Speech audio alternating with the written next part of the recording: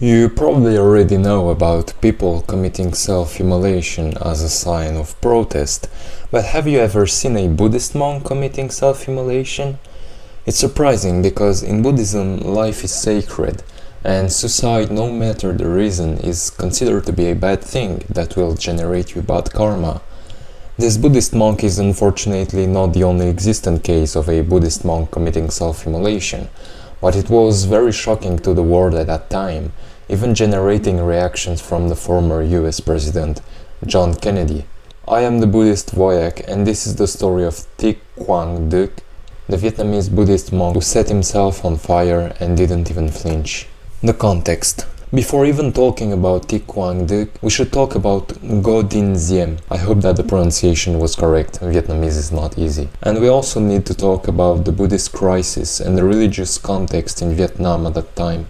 To make things simple, 10 years after the French left Vietnam in 1955 to 1963, Ngo Dinh Diem was the president of the Republic of Vietnam, more specifically South Vietnam. And the thing is that he was part of the Catholic minority, and he was also single, so he gave the role of the First Lady to his brother's wife, Chan Le Xuan, or Madame Nu, who was also Catholic. Keep this name in mind, it will be important later. Now you may ask, what's the problem with the president being Catholic? How naive. If only things could be that simple. To give more information about this lovely president, he was also an anti-communist, an anti-Buddhist, which is ironic considering that Vietnam was a Buddhist country, and a pro-American, which is very interesting because we were in the period of the Cold War, so of course the USA were supporting him, and of course he took control of the Republic of Vietnam with a referendum that had more positive votes for him than actual voters. So I think that you can now understand better what kind of guy he was. The oppression.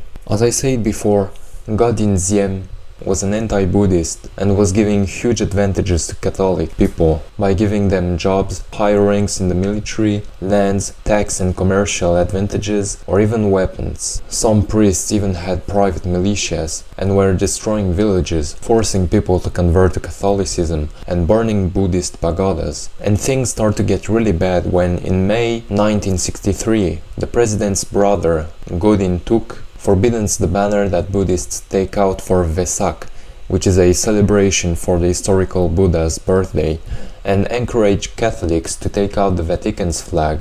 On the same day, angry Buddhist people marched towards the national radio station, where the troops of the government tried to stop them and kill 9 of them. Ngo Dinh Diem didn't take responsibility for the killings and blamed the Vietcongs. The act. 1 month later, the Buddhist crisis was still going on, and on 10 June 1963, the spokesperson of the Buddhists informed the American reporters in Saigon that something big was going to happen the next day near Cambodia's embassy. The next day, Tuesday, 11 June 1963, a car pulled up near Cambodia's embassy, followed by 350 Buddhist monks and nuns, with banners to denounce the oppression that they were enduring and to ask the government for religious equality.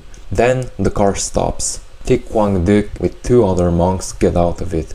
He sits in the lotus pose, while one of the monks is pouring gasoline on him. Then Thích Quảng Đức recites something and lights himself with a match. And what shocked the world and the people who were looking at him was that even though burning to death is certainly one of the most painful and horrific death that you can experience, Thích Quảng Đức was burning, but not moving, not screaming, not crying. He was calm, static, silent and focused. Oh, and by the way, if you so far like this video, subscribe and don't forget to join me on my bonsai if you want to get my exclusive articles. The after. Even after Thích Quảng Đức died, his heart stayed intact and became a symbol of love, tolerance and compassion. But now you may imagine that the president took things seriously, regretted his decisions and finally gave Buddhist religious equality. Again, how naive. The exact same day, around 6 p.m, after the body being moved to the Sa Loi Pagoda, 13 nuns and 6 monks are arrested, and the Sa Loi Pagoda was surrounded with police forces wearing anti-riot equipments. This event shocked the world as the photographer Malcolm Brownie shared his impressive picture of the moment moment where Thích Quảng Đức was sitting and burning, even getting reactions from GFK. Right after that, the president Ngo Dinh Diem lost the support of the US. Oh, and do you remember the first lady, Madame Nu? Right after Thích Quảng Đức died, she said that she would applaud another show of a barbecue monk if she had the opportunity to do so.